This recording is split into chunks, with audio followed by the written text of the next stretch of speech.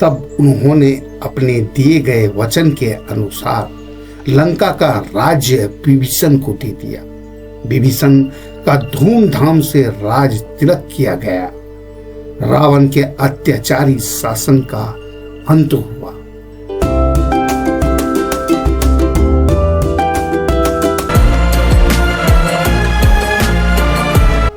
रावण घायल होकर युद्ध भूमि में पड़ा था।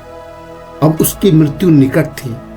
मंदोदरी आदि रानियां विलाप कर रही थी। राक्षस उदास थे।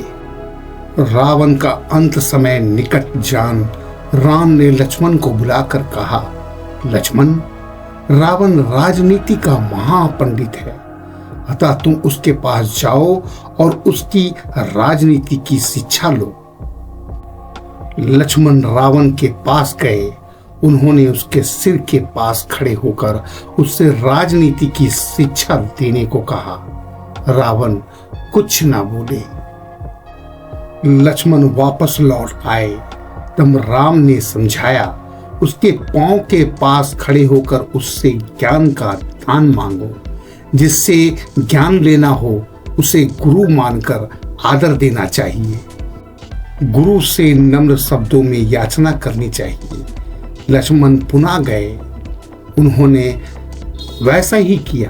तब रावण ने राजनीति का पूरा सारा ज्ञान उन्हें दिया। अंत समय में उसने राम के दर्शन की याचना की। राम उसके पास गए। उन्होंने रावण को उसके पापों को लिए क्षमा कर दिया। रावण ने प्राण त्याग दिए। लंका में हाहाकार मच गया। विभीषण भी रोने लगे। आखिर रावण उनका बड़ा भाई ही तो था। कुमार्ग पर जाने से उनकी यह दशा हुई थी। विभीषण ने रावण का दाह संस्कार किया। 13 दिनों तक सबने शोक मनाया। 14वें दिन लक्ष्मण विभीषण के साथ लंकापुरी देखने निकले। लंका में अथाह धन था। महल भी सोने के थे। विभीषण ने राम से कहा, लंका का राज्य आपका है, अब आप यहीं राज कीजिए। लंका लक्ष्मण को भी भा गई थी।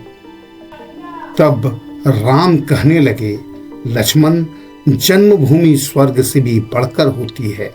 मुझे यह सोने की लंका नहीं चाहिए।